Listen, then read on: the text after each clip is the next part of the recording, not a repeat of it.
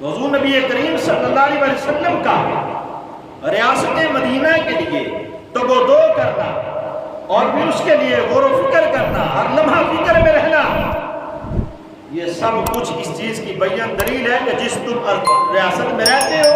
جس علاقہ میں رہتے ہو، جس جگہ پر رہتے ہو، اس کی حفاظت کرنا اللہ رب العزت نے تمہاری ذمہ داری میں شامل فرما رکھا ہے۔ وگرنہ مجھے بتائیں آپ لوگ کہ آقا علیہ السلام کو کیا ضرورت پڑی تھی کہ غزوات کے اندر شامل ہوتے؟ آپ اسلام کی تاریخ اٹھا کر دیکھیں کتنے غزوات ہیں،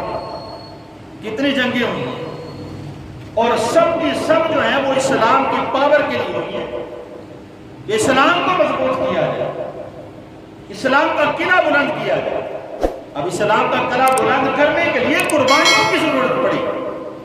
اور وہ قربانیاں کس نے دی ہیں؟ وہ صحابہ کرام علیہ رضوان نے قربانیاں دی۔ اتنی جنگیں وغیرہ کرنے کی ضرورت ہی نہیں تھی کہ جنگیں لڑی جاتی، صحابہ شہید کروائے جاتے۔ اگر ریاست کا تصور غلط ہوتا، اپنے وطن کو عزیز رکھنا مقصود نہ ہوتا، اگر وطن کے ساتھ محبت کرنا لازم نہ ہوتا، تو محمد عربی صلی اللہ علیہ وسلم کبھی مدینہ چھوڑ کر باہر تشریف نہ لے جاتے۔ کئی کلومیٹر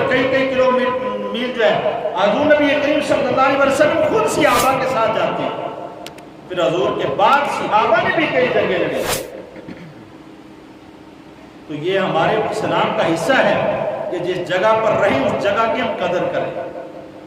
اس کے بارے میں اللہ رب العزت کا شکر ادا کریں۔ حضرات محترم، المستدرک للحاکم کے اندر بھی حدیث موجود ہے۔ حضرت عبداللہ بن عباس رضی اللہ عنہ کا یہ قول ہے، آپ فرماتے ہیں ان اول ما اهبط اللہ آدم الى الارض الہند، کہ خالق کائنات نے سب سے پہلے جس زمین پر حضرت آدم علیہ السلام کو نازل فرمایا وہ ہندوستان کی سرزمین تھی۔ اللہ رب العزت کا انتخاب بھی سب سے پہلے اس زمین کے لیے تھا،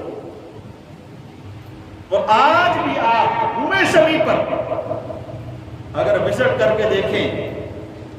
اس کے بارے میں تھوڑا سا مطالعہ کر کے دیکھیں، تو ہندوستان کی سرزمین پر آپ کو کثرت کے ساتھ اولیاء نظر آئیں، اس سرزمین پر اللہ کے ولی نظر آئیں، اور ان لوگوں کے اندر جو جذبہ ایمانی ہے وہ کسی اور جگہ پر موجود نہیں ہے۔ جو جذبہ ایمانی خالق کائنات نے ان کو عطا کیا وہ کسی اور میں نہیں ہے۔ آج اگر سب کے سب جتنے کفار ہیں سب کی نظریں ملک پاکستان کی طرف ہیں، کیا کبھی وجہ جاننے کی کوشش کی ہے؟ اس کا ایک ہی سبب ہے، وہ لوگ ڈرتے ہیں اس چیز سے کہ یار یہ بندے عمل کے کمزور ضرور ہیں، لیکن اگر ان کو کبھی بھی آزمانا پڑا یہ ہمیشہ میدان کے اندر ڈٹتے ہوئے ضرور نظر آئے۔ ایمان کے تھوڑے کمزور ضرور ہیں، عمل کے کمزور ضرور ہیں، لیکن جس وقت ان کے ایمان کو تھوڑا سا بھی جوڑنے کی کوشش کی جاتی ہے یا اسلام کے مخالف کوئی بات کی جاتی ہے تو یہ لوگ اپنی جانیں تک اللہ کے راستے میں قربان کرنے کے لیے تیار ہو جاتے ہیں، اور لوگوں کو اس کے سوا کوئی ڈر نہیں۔ ان کو جو ڈر ہے فقط ایک ہی ہے کہ ہمارا بنے گا کیا، ہمارا ہوگا کیا، پتہ نہیں ہمارے ساتھ مرنے کے بعد کیا ہوگا۔ لیکن عالم اسلام کے اندر یہ پاور موجود ہے، ہر مسلمان کا جذبہ ایمانی یہ ہے، اور ہونا بھی چاہیے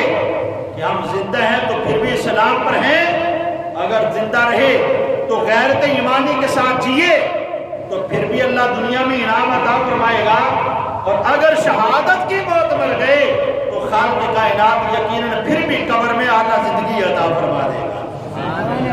مرنے کے بعد بھی اللہ نے زندگی عطا فرمائے گا۔ حضرات محترم، اس لیے یہ وطن عزیز ہمارے لیے ایک عظیم نعمت ہے، اس کو معمولی نہ سمجھا جائے۔